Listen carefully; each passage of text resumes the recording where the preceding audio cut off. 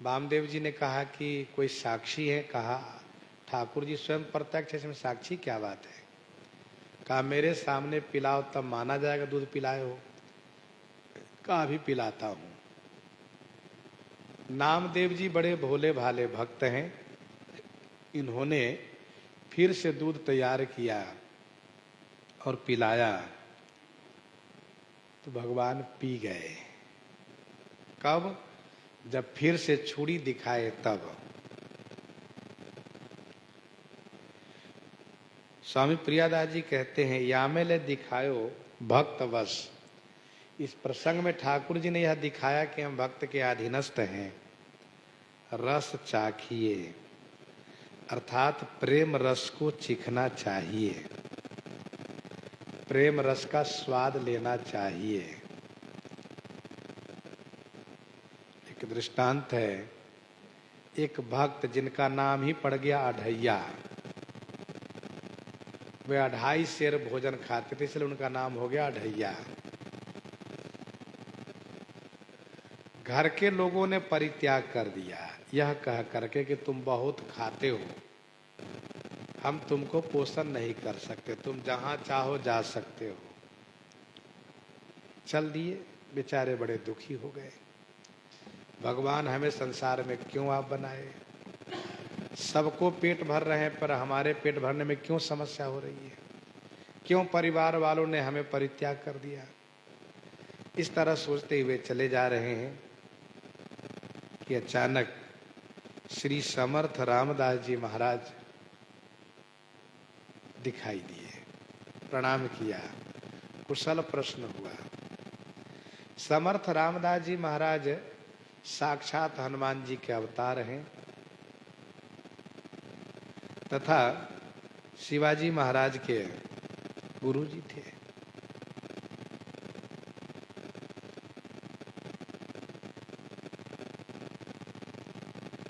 वैसे इनका नाम असली था रामा, लेकिन 2.5 सेर खाते थे इसलिए इनका नाम पड़ गया अढ़ैया। समर्थ रामदास जी महाराज ने कहा बच्चा चलो हमारे आश्रम पर, तुम्हें पेट भर करके भोजन हम देंगे। कहा महाराज आप पेट भर करके भोजन दीजिएगा तो आप जो भी काम कहिएगा हम सब काम करेंगे, हमें कुछ और नहीं चाहिए, केवल हमारा पेट भरना चाहिए। कहा बिल्कुल आपका पेट भरेगा, तुम चिंता मत करो, चलो। ले आए श्री रामदास जी महाराज, खिलाया, खा के बड़े प्रसन्न हुए। कहा समर्थ श्री रामदास जी महाराज ने कहा क्या सेवा करना जानते हो? कहा महाराज जो सेवा कहिए। तो उन्होंने कहा तुम गैया चराया करो। कहा ठीक है हम गैया चराया करेंगे। अब नित्य जाकर गैया चराते हैं, गायों की सेवा करते हैं, गौ की सेवा करते हैं, गौ माता की कृपा प्राप्त हो रही इनको। अब धीरे धीरे समय बीता, दिन आ गया एकादशी का। स्वामी जी ने कहा रामा आज हम लोग एकादशी का व्रत करेंगे, कुछ मिलेगा नहीं यहाँ पर और कुछ बनेगा भी नहीं। तो उसने कहा स्वामी जी, समर्थ रामदास जी से कहा स्वामी जी एकादशी आदि करना आप सब समर्थ महापुरुषों का काम है, हमसे एकादशी का व्रत नहीं हो सकता, हमें भूख बड़ी तेज लगती है, इसलिए कृपा करके हमें खाने का प्रबंधन कर दीजिए। कहा ठीक है तो सुनो, ऐ कोठारी जी सुनो, इनको 2.5 सेर आटा दे दो, 1 किलो आलू दे दो, सुनो वन में जाकर के तुम बाटी बना लेना, लिट्टी सेक लेना और चोखा बना लेना, जिसे भरता कहते हैं। और सुनो बिना भोग लगाए मत खाना, भोग लगाए खाना, भगवान को बुला लेना, उनको भी खिला के तब खाना। अच्छा ठीक है। बड़ा खुश हुआ। गया एकादशी का दिन है, बढ़िया कंडी एकत्र करके और बढ़िया बाटी बनाया, भरता बनाया, और जब तैयार हो गया तब कहा हे रघुनाथ जी, हे श्री राम जी, आइए प्रसाद पा लीजिए, आज तो एकादशी है, मंदिरों में आपको आज कुछ खाने को नहीं मिलेगा, आज यही आइए, आइए पाइए। और गुरु जी ने कहा है, स्वामी जी ने कहा है कि भगवान को भोग लगाना, इसलिए आप आइए, कृपा करके पा लीजिए। भगवान आ गए। तो रामा ने सोचा है तो बड़े अच्छे भगवान है, बुलाओ तो तुरंत आ जाते हैं खाने के लिए, तो बहुत बढ़िया बात है ये। अब दिया पाने के लिए, आधा उनको दिया, आधा अपने लिए। ठाकुर जी ने कहा, अरे वाह, बहुत बढ़िया लिट्टी बना लेते हो भाई, आज चोखा तो कहना ही क्या है, बहुत सुंदर बना लेते हो। पाए दोनों। तो रामा ने सोचा कि गुरु जी ने कहा था भोग लगाए खाना, ठीक, हम भोग लगाए, भगवान आ गए, पाए, बहुत अच्छा लगा, लेकिन हमें कम पड़ गया, गुरु जी को चाहिए था और बढ़ा के देते। तो अगली एकादशी आई, तो कोठारी जी ने कहा कि रामा तुम सीधा सामान ले लो। कहा सुनिए कोठारी जी, डबल करके दीजिएगा। कहा क्यों, क्यों डबल दे तुम्हें, 250 रुपये पेट नहीं भरता है। कहा नहीं नहीं, वहां भोग लगाते हैं ना, इसीलिए कम पड़ जाता है। तो कोठारी जी ने सोचा तो बहाना बनाते, इसको पेट नहीं भरता 250 में, इसलिए बहाना बना रहा, सोता है एकादशी कम से कम पेट भर लें। तब समर्थ श्री रामदास जी ने कहा, कोठारी जी जो ये कहते दे दो इनको। तो आज 5 सिर मिला, आलू भी मिला, सब बढ़ा करके मिला, बनाए, भोग लगाए। भोग लगाए तो श्री सीता जी भी साथ आ गई। फिर बंटवारा हो गया, फिर कम पड़ गया, फिर एकादशी आई।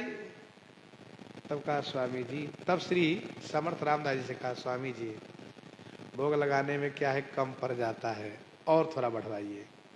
चलो भाई ठीक है, सारे सिर से 7.5 सिर कर दो। तब श्री लक्ष्मण जी आ गए।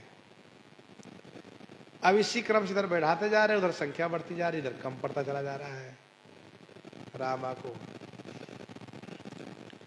लेकिन समर्थ रामदास जी महाराज जान रहे हैं क्या, इसका प्रेम भाव है, भगवान इनके यहाँ पाने सचमुच आते, बहाना नहीं करता है। काहे को इतना आटा उटा बांध के ले जाता है, ये जरूर पाने आते।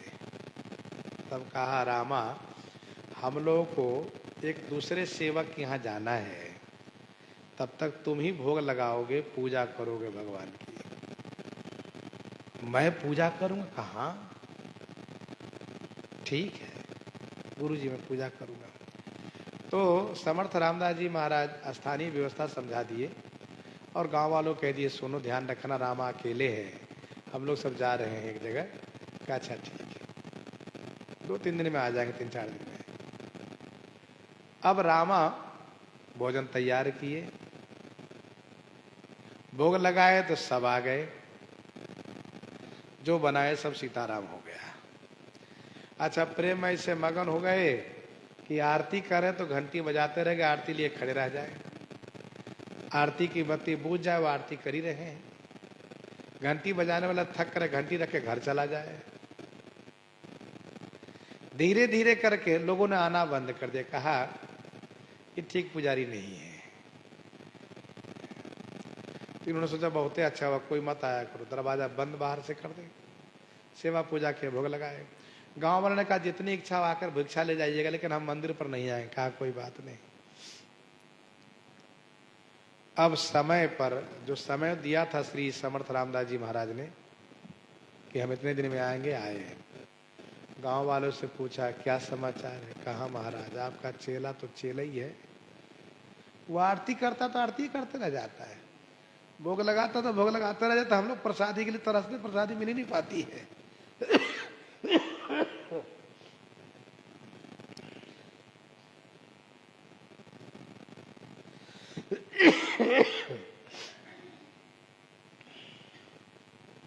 समर्थ रामदास जी तो समझ रहे उनके प्रेम भाव, वहां तो अति से प्रेम है उसमें। इधर क्या हुआ, रामा ने कहा देखिए हम अकेले बनाते, ठाकुर जी से कहा हम अकेले बनाते हैं, वो पाने वाले सब आप आ जाते हैं, इसीलिए मेरा निवेदन है कि दादा लक्ष्मण जी जो है ना, वे जल भरने का काम कर दिया करें। कर देंगे ना आप? कहा हाँ भैया हनुमान जी लकड़ी ले आया करेंगे। कहा ठीक है। दादा भरत जी, दादा शत्रुघ्न जी ये क्या करेंगे? कहा आप सब अमनिया समनिया करवाइए। और माता श्री जानकी जी रसोई बनाएंगे। तो प्रभु श्री राम जी ने कहा ये बताओ भैया हमारे लिए क्या से? कहा नहीं नहीं, आप महाराज हैं, आप केवल बैठे रहिए, जब भोग लगाएंगे तब पाइएगा। कहा ठीक है। अब सब लोग मिल करके अब रसोई बनाते, भोग लगाते। अब तो बढ़िया माहौल बन गया है, बड़ा आनंद आता है। रामा जाते जल्दी भिक्षा लेकर चले आते हैं और तुरंत सब काम में जुट जाते हैं। इधर संख्या भी बढ़ती चली गई। माता श्री जानकी जी रसोई बना रही हैं तो श्री राम जी के परिकर भी बढ़ते चले जा रहे हैं। आज कोई और आ रहे हैं, कल कोई और आ रहे हैं, कभी नारद जी आ जा रहे हैं, कभी सनकादिक जी आ रहे हैं, और भी तमाम महान भक्त लोग सब आ जा रहे हैं। बड़ी लंबी पंक्ति बैठी है। समर्थ रामदास जी आए तो फाटक में एक छिद्र था, उस छिद्र से देखा तो कह रहे वाह बड़ी अच्छी पंक्ति बैठी है। फिर सब भोजन प्रसाद पाए। भोजन प्रसाद के बाद जब पत्तल लेकर के रामा निकले हैं बाहर तो दरवाजा खोला, देखा गुरुजी। पत्तल फेंक करके साष्टांग प्रणाम किया तो समर्थ रामदास जी ने रामा को हृदय से लगा लिया और कहा वाह रामा तुम धन्य हो गए, तुम धन्य हो गए, क्योंकि साक्षात ठाकुर जी अपने सपरिकर तुम्हारे प्रेम के अधीनस्थ हो गए। सब मिलके भोजन बनाते हैं, पाते हैं, बताओ अब क्या चाहिए। तो यह है प्रेम की विशेषता। भक्त वस रस चाखिए। एक बार की बात है, श्री ज्ञानदेव जी ने श्री नामदेव जी से कहा सुनो तीर्थ यात्रा में चलना है, चलो। तो नामदेव जी ने कहा महाराज हम स्वतंत्र नहीं हैं, हम अपने आप को श्री विठल जी के चरणों में समर्पित कर दिए हैं और हमारे लिए सारा तीर्थ श्री विठल भगवान का चरण ही है। फिर भी यदि आप ले चलना चाहते हैं तो श्री विठल नाथ जी से मांग लीजिए, फिर ले चलिए, तब मैं चलूंगा। कहा ठीक। श्री ज्ञानदेव जी ने ठाकुर जी से कहा जय जय नामदेव को हम तीर्थ कराना चाहते हैं, आपकी क्या अनुमति है।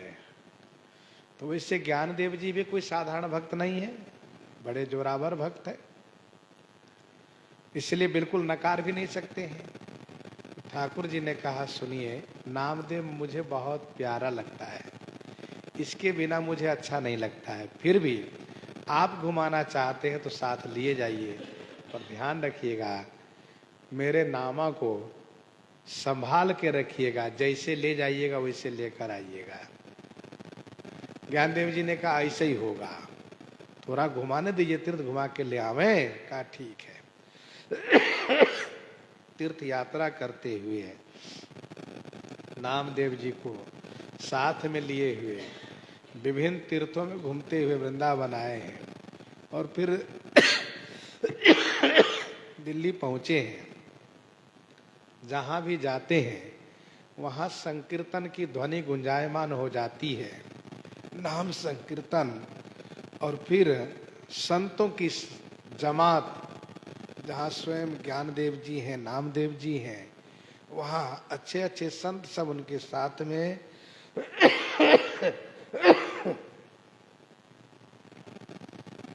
बड़ी अच्छी जमात है।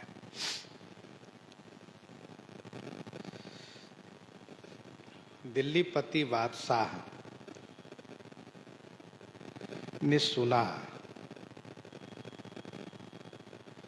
तब उसने नामदेव जी को बुलवाया।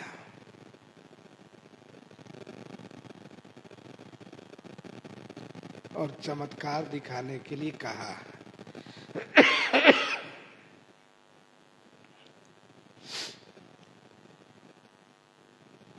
नृप सोमले छ बोली कहीं मिले साहिब को दीजिए मिलाए, करामात दिख राइए। नृपसो मलेच्छ सिकंदर लोदी ये राजा है।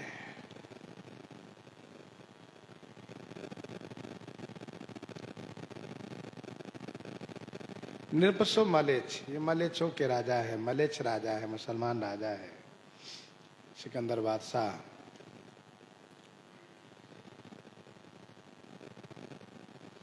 नामदेव जी को बुलवा कर कहा कि सुना है कि तुम साहिब से मिले हुए हो, हमें भी साहब से मिलवा दो, अथवा तो हमें करामात दिखाओ। करामात माने चमत्कार। नामदेव जी ने कहा वो करामात तो पे काहे को कसब करई। यदि मुझ में कोई करामात होता, चमत्कार होता, मैं चमत्कार दिखाता तो काहे को कसब करे। कसब माने धंधा। मैं काम धंधा क्यों रोज करता, कमा के क्यों खाता, चमत्कार दिखा करके पेट भरता। भर दिन यपई, यपई माने निश्चय ही दिन बिताते हैं हम, भर दिन माने दिन बिताते हैं। बाटी संतन सो खाइए, जो कुछ मिल जाता है संतों में बांट कर खाते हैं। उसी का प्रभाव है कि मेरी ख्याति हो गई है और आप भी प्रभावित होकर के मुझे बुला लिए हो।